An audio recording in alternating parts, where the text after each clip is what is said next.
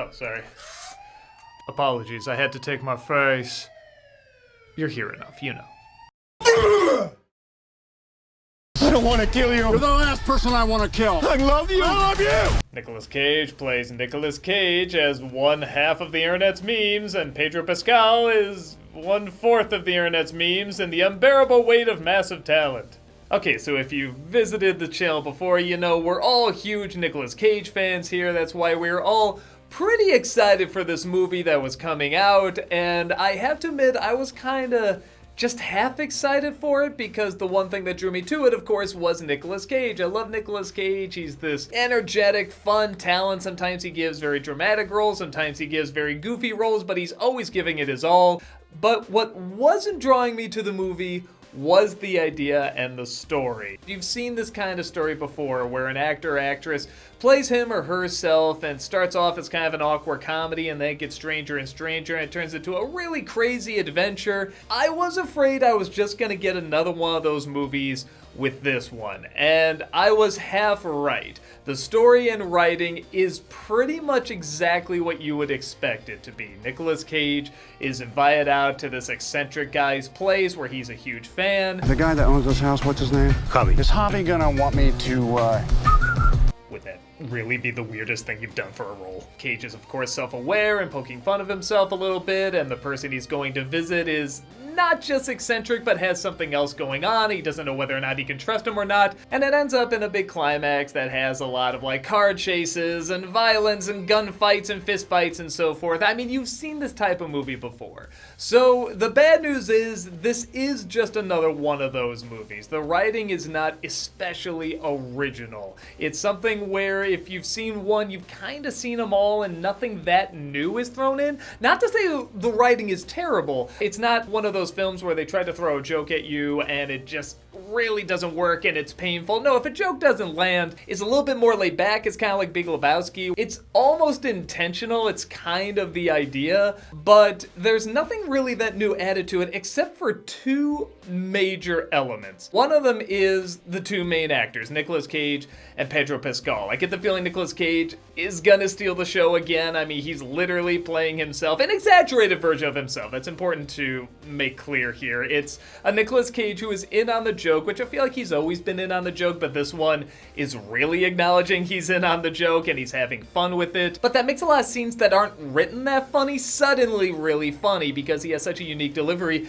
But also Pedro Pascal. Pedro Pascal I thought was gonna play just kind of this kooky eccentric, to find out he's kind of nuts and super violent and super mean. And that's not really what we got here. As soon as he gets there, he's much more timid and afraid and shy, and even though he invited Nicolas Cage out, he's paying for him to be out there, he kind of doesn't want to disrupt him, and there's something really awkwardly adorable about that, and this really serves more as a bromance, and because these two are playing the parts so well, it really brings to life what's honestly kind of a subpar script. What's the worry here, Nick? You've lost some of your talent as an actor? The critic quote of every Ghost Rider movie.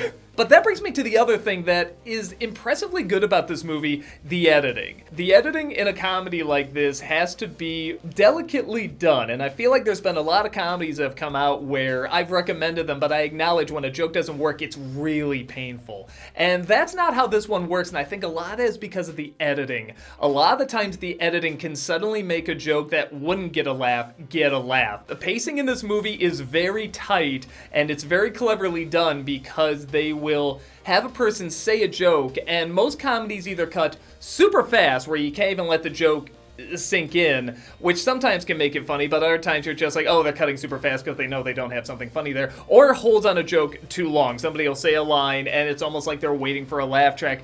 This one does something kind of in between where they'll say a line and just when you think there's gonna be like a topper to the joke or a follow-up, it cuts. It has a very unique way of cutting after a joke, and it does make a lot of these lines work a lot better. I'm done. I'm quitting acting. I say this with all sincerity, you can quit acting, Cage. It cannot quit you. there is a subplot about a kidnapping in this, but like Big Lebowski, it's almost a side thing where as soon as you find out, you know, there's this girl that's kidnapped and she might be on the premises and you don't know if Pedro Pascal is a good guy or a bad guy, rather than focusing on that, it focuses on them taking acid and trying to get over a wall from a threat they openly acknowledge is not a threat, but they're treating it like it's this big epic moment. Probably the funniest scene to me is that he's holding on to Pedro Pascal. You know, they already established this wall is not very high. It's about as high as probably this wall. And Nicolas Cage is holding on to him. You know, if he lets go, he's only going to drop maybe 2 feet at most. But he acknowledges he can't lift him, and when he lets go, they play it in slow-mo so that it looks like he's falling a great distance and cut it at just the right time, and it's by far the biggest laugh in the movie. You let go! They also do the thing where they show you can just walk around the wall. I mean, God, how old is that joke? But because these actors are so dedicated and so in their own world, Pedro Pascal so in Nicolas Cage's world, and Nicolas Cage also so in Nicolas Cage's world, it's a lot of fun, and it's really, really entertaining. There's an awkward bit that, again, I think is intentionally awkward, where Nicolas Cage plays his younger self. It kind of looks like Alan Cummings' face on a water balloon, but because it's in his mind and the atmosphere in this movie and the editing is already so strange, it does work. You can just see, like, this is maybe how Nicolas Cage perceives his younger self, and he even kind of plays it as an over-the-top version of his already over-the-top version, so it does work. Is it supposed to be me? It's grotesque. I'll give you 20,000 for it. You don't have that money. Where it started to bore me was the last third. And again, they're doing kind of an adaptation thing where they're sort of making up the movie as they go. Part of this film is talking about the film they want to make, starring the two of them. And as they're talking about, the things are happening in the movie. It's one of those. It is like adaptation, but not quite as clever. But again, it's doing just enough of its own thing in terms of the environment and atmosphere and acting that it's really all right. But in the last third, we do get those car chases and those fight scenes that really, if you're going to go to Cage movies, could have used a Raising Arizona, Face Off, or Con Air style, where they're incorporating really clever comedy and really clever action at the same time. This one's more like a Bangkok Dangerous. It's very standard, very boring, and doesn't have a lot of laughs in it. And I will admit, this is just a pet peeve of mine, but it's always distracting when you have a movie that stars a celebrity and then it has other celebrities in it and they're playing different roles. Like when Neil Patrick Harris shows up, oh, that's his agent. No, that's Neil Patrick Harris. Come on. It's the easiest gig ever. You play yourself. I know, I'm still getting residuals from Harold and Kumar. The other actors in this movie aren't bad, they're just not very interesting. And yeah, I don't always believe them in the roles they're in. What do you guys want? We're with Central Intelligence. No, you're not. So put simply, when Nicolas Cage and Pedro Pascal are on screen, it's really, really fun. Whenever they're not, it's kind of boring. It's a little dull, but because the movie is about these two, it's mostly entertaining. If you're a Nicolas Cage fan, I think you're really gonna enjoy it. You're gonna like all the in-jokes. You're gonna like seeing him do what he does best.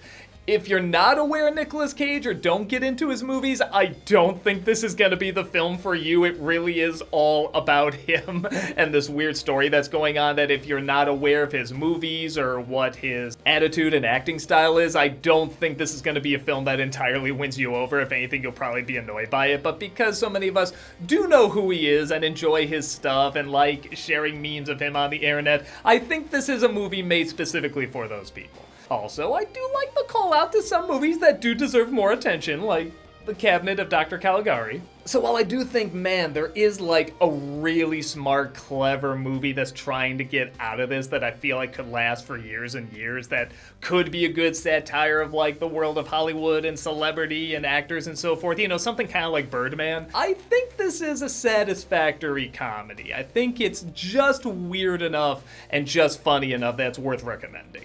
So let's give it 3 out of 4 marmalade sandwiches. With that said, what did you think? Did you like the film? Did you think that Nicolas Cage is great? This is like a huge thing for him and he can really, really turn this into more stuff? Or did you think the story was really standard and kind of boring and you've seen this stuff done a million times? Or are you somewhere in between where some things worked and some things didn't? Let me know your thoughts and I'll see you next time. Take care.